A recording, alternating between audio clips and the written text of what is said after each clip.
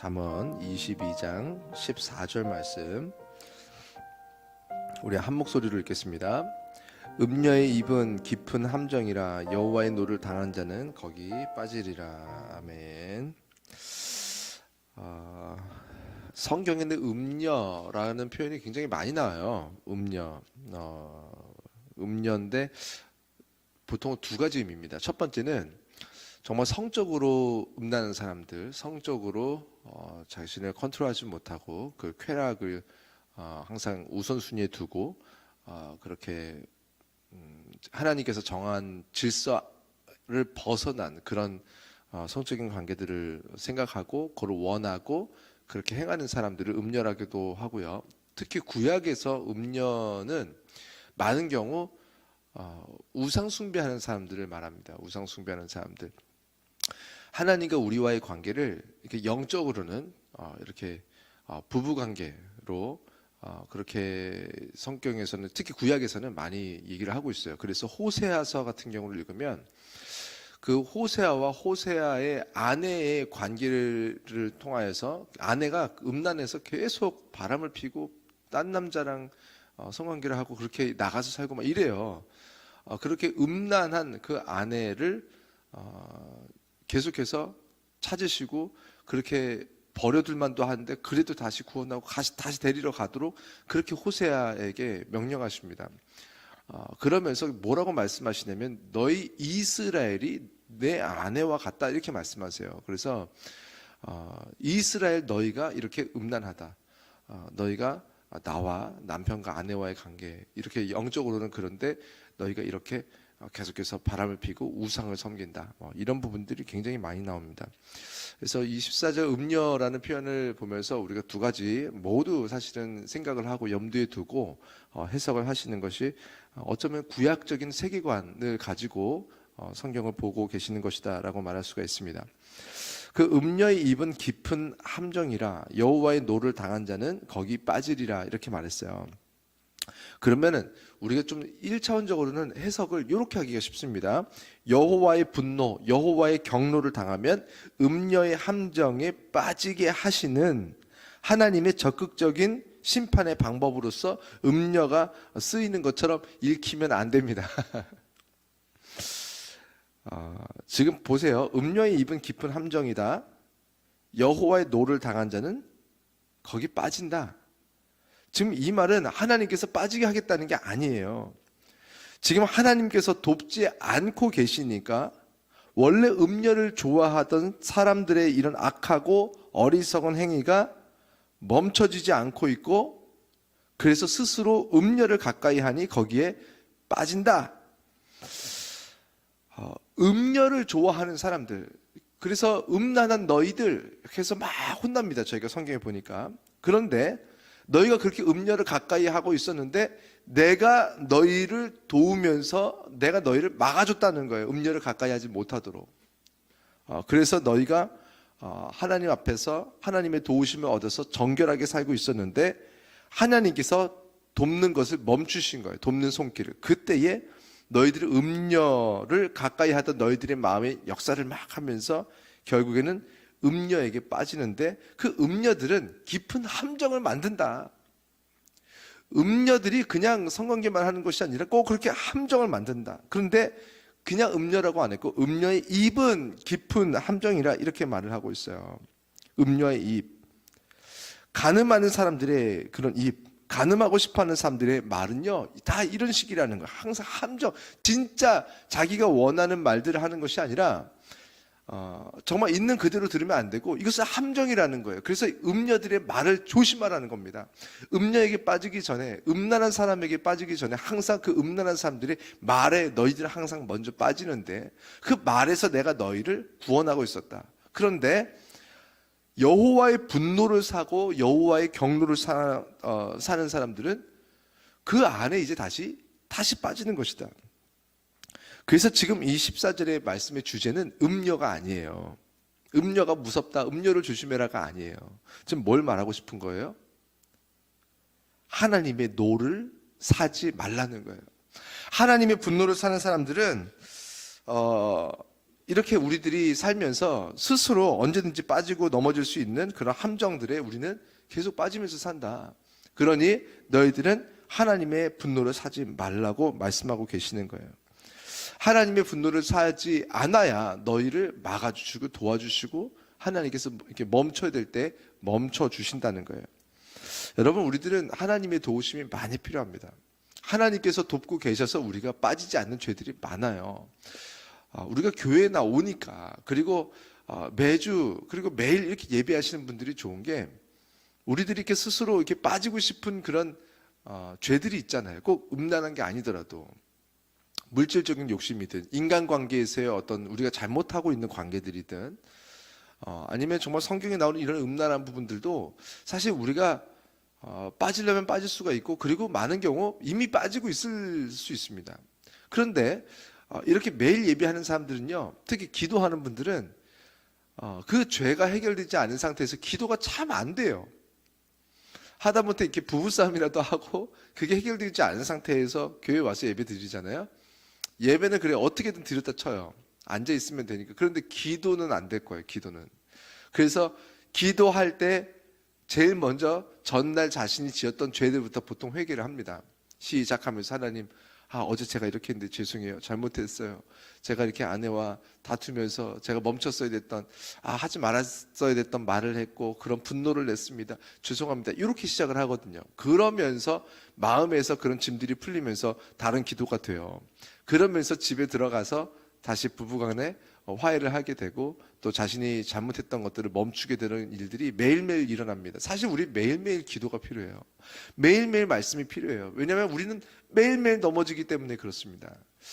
대부분 그러실 거예요. 이렇게 작은 죄든 큰 죄든 목사도 하루를 이렇게 하나님 없이 살면요, 그렇게 하나님이 처음부터 없었던 것처럼 많은 죄들을 떠올리게 됩니다. 저도 운전할 때 정말 위험하다 그런 생각을 해요. 운전하다 보면 특히 오토바이들, 오토바이 타시는 모든 분들이 나쁜 건 아니지만 새벽 예배 끝나고도요, 집에 돌아가는 길에 정말 말도 안 되는 곳에서 오토바이들이 이렇게 확 튀어나와 버려요. 분명히 신호가 있고 신호를 봤을 텐데 그냥 어떤 느낌이냐면 나를 진짜 무시한 것 같다, 그런 느낌이 들도록 그냥 대놓고 앞에서 차선을 위반하면서 제 차 앞을 확 가로막으면서 오토바이들이 지나가 버리면요, 화가 갑자기 나요. 그럼요, 은혜가 갑자기 순간적으로 기도 실컷 해놓고 집에 가는 길에 한순간에 하나 둘 셋 확 화가 나면서 다 깨져 버려요. 그러면서 순간 진짜 예수 안 믿었으면 제가 나쁜 말을 하고 욕을 하고 그러지는 않지만 마음에 갑자기 분노가 확 올라옵니다. 빵도 좀 막 길게 하고 싶고 그렇게 하기도 하고 그래서 이 목사도 기도 끝나고도 나가면서 그렇게 은혜가 순식간에 깨지는데, 기도하지 않고 제가 말씀 전하지 않는 사람이었다면 어땠을까? 정말 악하게 제가 막 창문도 내리고 막 그랬을 수도 있어요. 이것밖에 안 되는 이것밖에 안 되는 그런 사람을 하나님께서 불쌍히 여기셔서 교회로 부르시고 목사라는 이름을 주시고 기도하게 하시니까 그나마 여기까지, 그나마 이만큼 버티는 거지. 얼마나 매일매일 정말 화가 날 만한 일들이 많습니까? 그리고 우리가 넘어질 만한 죄들이 이렇게 도처에 우리가 손만 뻗으면 죄를 지을 수 있는 그런 일들이 얼마나 많습니까? 여러분, 우리가 하나님의 분노를 사면요, 이런 우리가 죄로 인해서 넘어지는 것을 하나님께서 그냥 두시겠다는 것입니다. 하나님께서 우리를 도우셔야 돼요. 하나님께서 우리를 도우셔야 죄가 멈춰지고, 도우셔야 그런 음란한 일들에서 우리가 넘어지지 않을 수 있습니다. 여러분, 우리가 하나님의 분노를 사지 않아야 돼요. 우리는 항상 어떻게 살든 하나님께서 도우시려니, 그렇지 않습니다. 하나님의 분노를 사면요, 하나님께서 내버려 두시겠다는 거예요. 우리가 오늘 기도할 때도 하나님의 분노를, 경로를, 하나님의 화가 혹시 우리에게 있으시진 않으실까, 그것을 돌아보면서 우리가 회개할 것들 빨리 회개하시고 깊이 회개하시고, 그리고 하나님의 도우심 안에서 음녀를 피하면서 함정에서 벗어나면서 우리가 정말 은혜 가운데 살아가는 여러분과 제가 되기를 바랍니다. 우리 20절 말씀 우리 한 목소리로 읽겠습니다. 20절 시작. 내가 모략과 지식의 아름다운 것을 너를 위해 기록하여, 이렇게 나왔어요. 우리 성경에 모략이라는 단어 참 조심하셔야 된다고 했습니다. 가장 우리나라에서 지금 굉장히 유명해진 이단이죠. 신천지. 거기에서 지금 이 모략이라는 이 단어를 참 엉뚱하게 잘 사용을 해서, 그래서 많은 사람들이 거짓말을 하는 것에 대해서 죄책감을 느끼지 않도록 그렇게 만들어 놨는데요. 이 모략이라는 단어가 지금 하나님께서 내가 모략의 신이다라고 한 부분이 있고, 성경에 보면요, 모략이 사실은 굉장히 나쁘게 씁니다. 악한 자들의 모략, 이렇게 해서 나와요. 그때는 뭐냐면은 영어 성경으로 찾아보면은 false accusation이라고 나옵니다. 거짓으로 고소하는 게, 거짓으로. 그래서 없는 것을 만들어서 거짓말해서 누군가를 넘어뜨리는 것입니다. 그런데 하나님께서 나는 모략의 신이요라고 말했을 때는요, 그런 거짓으로 고소하는 것이 아니라, 영어 성경 찾아보세요. 대부분 뭐로 나오냐면 카운셀이 제일 많이 나와요. 그래서 나는 훈계하고 충고하고 조언하고 돕는 하나님이다라는 의미예요. 그런데 이렇게 한글, 특히 개역 한글에 모든 게 이렇게 코드가 맞춰져 있다 보니까 이 모략의 하나님이라고 하지 않았느냐? 봐봐. 그래서 하얀 거짓말은 괜찮아. 내가 누군가를 구원하기 위해서 거짓말을 동원해서라도 그 사람들에게 복음이 전해질 수 있도록, 그런 이단에게 이렇게 올 수 있도록 이렇게 거짓말을 동원하는 것은 나쁜 게 아니야. 성경에 봐봐. 얼마나 많은 사람들이 이스라엘을 살리기 위해서 거짓말을 했나. 그래서 기생 라합이, 기생이라고 했지, 창녀였죠. 창녀인 상태에서 자기가 잘 살기 위해서 누군가를 도왔어요. 그래서 이스라엘 사람들, 정탐꾼들을 숨겨줬어요. 거짓말로 없다고 했어요. 그래서 살려줬어요. 그래서 기생 라합이 예수님의 족보에 올라갔다. 거짓말입니다. 예수님의 족보에 올라간 사람들이 아무렇게나 살아도 다 그것들이 괜찮았었기 때문에 예수님의 족보에 이렇게 세워진 것이 아니에요.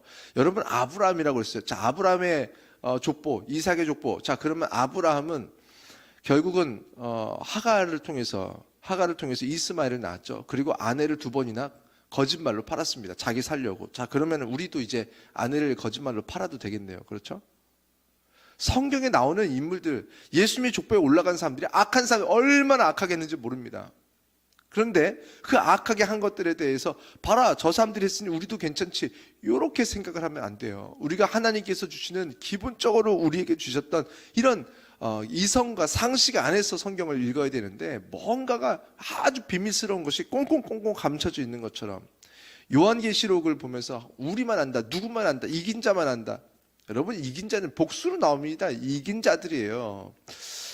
이게 지금 한글 해석을 여기에 딱 그냥 함몰되다 보니까 이 한글, 개역 한글 외에는요 다 지금 엉망진창, 다 틀려버리는 거예요. 이렇게 되면은, 특히 요한계시록은요 모두에게 하나님께서 다 깨서 알려주신 책입니다. 계시록 10개짜리 10개짜리 열어서 알려주신 거예요. 영어 성경으로도 리빌레이션 이렇게 됐잖아요. 만약에 숨겨진 책이고 이긴 자만 알 수 있는 책이었다면 컨실레이션 이렇게 됐어야 됐던 겁니다. 숨기다.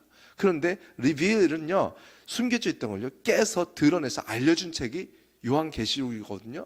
그러면은 감춰져 있던 거를 풀어서 알려줬는데 그게 또 감춰져 있다. 그래서 또 누군가 풀어주는 사람이 필요하다. 그게 이긴 자다. 그러면 이거는 또 감추고 또 풀어주고 또 계속해서 이긴 자들이 필요하지 않겠어요? 성경을요 자꾸 이렇게 있는 그대로 해석하지 않고 자꾸 자기만 알고 있는 것처럼 이렇게 숨겨놓고 나만 해석할 수 있다. 내가 이긴 자다. 이렇게 하는 사람들이 그동안에 사실 숱하게 나왔던 이단들이거든요. 그 이긴 자들의 교주들은요 대부분 이미 그 전에 다른 이단의 교주들 밑에서 12사도 중에 하나였어요. 12사도래요. 그래 놓고 나중에는 자기가 또 예수의 영이 들어왔대요. 사도였다가 예수였다가 하나님이었다가 성령이었다 막 난리가 나는데 절대 그렇게 되지 않습니다. 여러분, 성경에 있는 그대로 그냥 단순하게 누구든지 알 수 있는 성경이어야 돼요.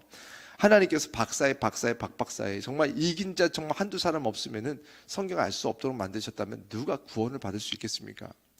하나님께서는요 우리가 정말 1차원적으로 가장 무식하고 모르고 못 배우고 괜찮습니다. 그 사람들도 사랑하시고 그 사람들의 부모, 아버지 아닙니까? 하나님께서. 그분들도 다 읽으면요, 알 수 있게끔 성경을 적어 놓으셨는데 우리가 뭔가 나만 아는 것처럼 이렇게 꽁꽁 싸매고 자꾸 이렇게 뭔가 특별한 지위를 유지하려다 보니까 그런 엉뚱한 해석으로 이단들이 나오는데 우리가 그런 부분에서 조심하셔야 돼요. 그래서 20절, 내가 모략과 지식의 아름다운 것을 너를 위해 기록했다라고 했는데 여기서도 보면 sayings of counsel and knowledge 이렇게 나옵니다. 그래서 내가 이렇게 훈계하고 충고하는 것들, 돕는 것들, 이런 아름다운 것을 너를 위해 기록했다는 거예요. 자, 24절 말씀 우리 함께 읽겠습니다. 시작. 노를 품는 자와 사귀지 말며 울분한 자와 동행하지 말지니. 이거 많이 나와요. 특히 잠언에 많이 나옵니다. 제가 예전에도 이거 가지고 설교를 한 2번 했어요. 노를 품는 자, hot-tempered man 이렇게 나오는데 노는요, 왔다가 우리가 품지 않으면 지나가게 만드셨다는 거예요. 우리가 화가 순식간에 확 나잖아요. 자, 그러면 어떤 상황이 있어가지고 벌어져서 제가 화가 났어요. 근데 신기한 건요, 그 상황이 바뀌지 않았는데 그대로 있는데도 시간이 지나면요, 이 노가 풀어집니다. 노가 풀어지는 것뿐만이 아니라 노가 없어져요. 뭐냐면 상황은 바뀌지 않는데 노는 왔다가 가요. 하나님께서 만드신 이 화, 노, anger, 이 분노, 이것의 이런 성질을 하나님께서 처음부터 이렇게 만드셨다는 거예요. 우리가 품지 않으면 지나가는 게 이게 노입니다. 노. 근데 노를 품는 자가 있대요. 그래서 노를 품는 자가 있는데 그 노를 품는 자는요, 계속 노를 잡아둬요. 도망가고 노가 없어지려고 하는데 그걸 끌어안아요. 그를 노를 품는 자와 하나님께서 명령하십니다. 사귀지 말아라. 울분한 자와 동행하지 말아라. 그러면 우리는 순종해야 됩니다. 늘 이렇게 막 화를 품고 자꾸 이 사람 저 사람 만나서 자꾸 화나는 일을 말하는 사람이 있고 늘 울분해 있는 사람, 그 사람하고 동행하지 말아라. 그 사람은 하나님의 성품이랑 안 맞는 거예요. 그래서 과거의 아픔, 과거의 상처를 늘 기억하고 늘 떠올리고 그걸 말하고 거기 매여서 거기 함몰돼서 사는 사람들이 참 많아요. 주변을 보면. 그런데 그것을요, 흘려보내라는 거예요. 그럼 과거의 상처와 그런 분노의 기억들은요, 흘리면 흘려진다. 품지 않으면 안 품을 수 있다. 그런데 그거를 기억하고 그걸 붙들고 있는 사람들과 너희는 동행하면 안 된다. 사귀면 안 된다. 왜 그러냐? 25절 우리 함께 읽겠습니다. 그의 행위를 본받아 내 영혼을 올무에 빠뜨릴까 두려움이니라. 무슨 말이냐면 그의 행위를 본받아, 우리는 그렇게 만들어졌다는 거예요. 그런 친구와 그렇게 사귀고 함께 하면요, 우리는 그들의 행위를 본받게 되도록 하나님께서 우리를 만드셨다는 거예요. 그래서 좋은 사람들과 있어도 우리가 좋은 것을 자꾸 우리가 받아들이고 나쁜 사람들과 있어도 나쁜 것을 우리가 자연스럽게 받아들이도록 창조됐다는 거예요. 그러니 순종해서 사귀지 말라, 동행하지 말아라. 난 분명히 말했어. 나는 너희들을 그렇게 창조했어. 너희들이 그렇게 악한 자들과 같이 있으면 너희들도 그렇게 돼. 그러니 너희는 같이 있지 마. 그러면 좀 아멘 해야 되는데 하나님보다 우리가 더 착해서 하나님은 그런 사람과 친구가 되지 말라고 했는데 나는 착해. 나는 좋은 사람이야. 그래서 넌 내 친구야. 한 번 친구는 영원한 친구. 같이 지옥도 가실 거예요. 여러분, 그때 가서는요, 그 친구를 아주 미워하게 됩니다. 원망하게 되고. 그 친구를 살리는 일 중에 하나가 그 친구가 우리가 사귀지 않고 친구가 되지 않아야 그 친구들이 외로워서라도 자신의 난 뭐가 문제일까? 나는 이렇게 상처를 품고 살고 늘 울분해 있는데 이거를 고쳐야 되나? 라는 것을 알 텐데 이것을 고치지 않아도 늘 노를 품고 늘 분노를 품고 살아도 친구들이 옆에 있어주니까 괜찮은 거예요. 안 바뀌는 거예요. 결국 그 사람을 진짜 죽이는 일이 됩니다. 정말 그 사람을 살리기 위해서라도 여러분 그 사람을 떠나십시오. 그리고 여러분이 일단 첫 번째 그 친구가 아니라 하나님 말씀에 순종해서 떠나야 되는 거예요. 그래서 잘 보세요. 그의 행위를 본받게 되고 그렇게 되면 어떻게 되느냐? 그 결과 너의 영혼을 올무에 빠뜨릴까 두렵다. 너의 영혼이 영향을 받는다는 거예요. 올무에 빠져지는 그런 영향. 늘 노를 품는 자, 울분한 자들과 여러분 동행하시면 우리들의 영혼이 올무에 빠져진대요. 영혼을. 여러분, 우리가 우리 육체는 우리가 원하는 대로 좀 이랬다 저랬다 할 수 있다 쳐요. 근데 영혼은 이게 가능합니까? 여러분, 우리 영혼이 변화되기 위해서 얼마나 노력하세요? 우리 영혼이 나아지기 위해서 얼마나 예배하고 얼마나 많은 시간을 하나님 앞에서 보냅니까? 그런데 이 영혼이 올무에 빠져버린대요. 그거 한번 빠지면 그거 어떻게 건져올 거예요? 여러분, 우리들의 영혼이 올무에 빠뜨려질까 두렵다. 하나님이 두렵다고 하고 있어요. 얼마나 무서운 일입니까? 그럼요, 우리가 정말 무서워해야 돼요. 그래서 하나님의 말씀을 순종해서 우리가 노를 품는 자 사귀지 말고 울분한 자 동행하지 말아야 됩니다. 그리고 나중에 우리가 어떻게 접근해야 되냐면 선교할 수 있을 때 우리가 접근해야 됩니다. 우리가 하나님의 말씀을 어기고 친구가 되어버리면 우리는 이렇게 넘어져요. 그러나 우리가 예수님께서 만나시고 예수님께서 사마리아 여인을 만나시고 제자들이 가서 복음 전했던 것처럼 친구가 되는 것이 아니라 그들에게 복음을 전하는 자가 될 수 있도록 여러분이 선교하는 마음으로, 친구의 마음이 아니라 선교하는 마음으로 그분들을 만나서 변화시켜주고 도와주고 다시 새로워지고 하나님 만나게 그렇게 해야 되잖아요. 그럴 준비가 됐을 때 만나세요. 그때 가서 도와주세요. 그러나 영향을 받는 친구의 입장으로 가시면 안 된다는 것입니다. 자, 우리 26절 우리 함께 읽겠습니다. 26절 시작. 너는 사람과 더불어 손을 잡지 말며 남의 빚에 보증을 서지 말라. 이거 계속해서 나오죠. 그냥 아무런 이렇게 손 잡지 말라는 게 아니라 여기 뭐라고 나오냐면 A man who strikes hands in pledge 이렇게 나오는데 그건 뭐냐면 맹세하는 거예요. 맹세. 남의 빚에 보증을 서지 말라. 책임지지 말라. 너희가 남의 인생에 대해서 책임을 진다고 하고 거기에 대해서 맹세하지 말라는 거예요. 너도 그렇지만 너의 인생도 너의 삶도 너의 생명도 하나님의 것이라는 거예요. 그런데 너희가 마음대로 누구에게 이 생명을 걸고 약속을 하는 것은 하면 안 된다는 거예요. 그럴 때 돈도 잃지만 친구도 잃는다. 그래서 돈만 잃으면 괜찮은데 돈을 잃게 되면 친구도 잃어버린다는 것입니다. 그래서 여러분 응원해줘야 되고 도와줘야 되고 우리가 이렇게 어떤 도움이 필요할 때 주고 끝나야 되는데 거기서 내 생명을 걸고 막 다 맹세를 하면서 그 인생을 다 담보로 잡히고 이렇게 하는 것은 하나님의 성품과 맞지 않습니다. 그래서 자꾸 내가 하나님보다 더 착하려다 보니까 그러니까 그 사람도 망하고 나도 망하는 거 우리 가족도 다 같이 망하는 거예요. 여러분 하나님이 하라는 것까지만 하세요. 도와주랬잖아요. 그 도와주세요. 그 주고 끝내세요. 근데 내가 받아야 돼. 그때 다 잃어버리는 거예요. 그리고 내가 보증할 수 없는 것으로 약속을 하는 거. 내가 이것이 없어지면 안 되는 것으로 약속하는 거. 맹세하는 거. 내 생명을 담보로 하는 거. 절대로 하지 말라는 것입니다. 자, 우리 마지막으로 28절 우리 함께 읽겠습니다. 내 선조가 세운 옛 지계석을 옮기지 말지니라. 지계석이 무엇인가? 뭐냐면 ancient boundary stones 하냐면 경계를 표시하는 돌 이것을 지계석이라고 불렀습니다. 넘지 말아야 하는 선을 가르쳐 주는 돌인 거예요. 나에게 주어진 땅이 있고 나에게 주어지지 않은 영역의 땅이 있다는 거예요. 내가 컨트롤할 수 있는 곳이 있고 컨트롤할 수 없는 것이 있다는 거예요. 그러면 내가 컨트롤할 수 없는 나에게 주어지지 않은 땅에 대해서는 관심 가져서도 안 되고 욕심내면 안 된다는 거예요. 그게 뭐냐면 우리들의 자금을 좀 인정하라는 거예요. 우리들의 한계를 인정하고 받아들이고 그 경계선을 기억하라는 거예요. 너희는 신이 아니다. 분명히 하나님께서 주신 것이 있는데 주시지 않은 것 꼭 이 선악과 주변에 모여서 이거 왜 먹지 말라고 했을까? 아니 하나님께서 먹으라고 한 수백만 가지를 좀 먹고 누리고 즐기면 좋잖아요. 에덴 동산에. 그런데 왜 아담과 하와는 그 선악과 주변 빙빙 돌면서 그 앞에 앉아서 야 이거 왜 먹지 말라고 했을까? 이거 엄청 맛있어서 그러겠지? 야 이거 엄청 맛있으니까 먹지 말라고 했겠지? 왜 그 옆에서 있는 거예요? 안 준 건데. 여러분 하나님께서 우리에게 주신 할 수 있는 영역의 것들이 있고 할 수 없는 영역의 것들 하나님의 것은 하나님의 것으로 우리의 것은 잘 누리세요.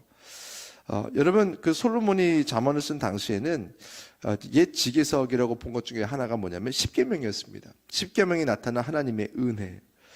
그리고 오늘날 모든 크리스천들에게 주어진 옛 지계석이라고 할 것인 초대교회 사도들이 교회에 전달해 준 이 은혜의 복음들, 예수님께서 말씀하신 이 은혜, 이 은혜의 복음을 변질시키거나 하나님께서 주신 이 복음 이외의 것들을 우리가 우리 것을 품으면 안 된다는 것입니다. 그래서 말씀을 대할 때도 우리가 이 성경 안에서 기준을 찾아야지 성경 바깥에 있는 기준을 가지고 들어오고 성경 바깥에서 우리 인생의 어떤 그런 방향성을 찾으면 안 됩니다.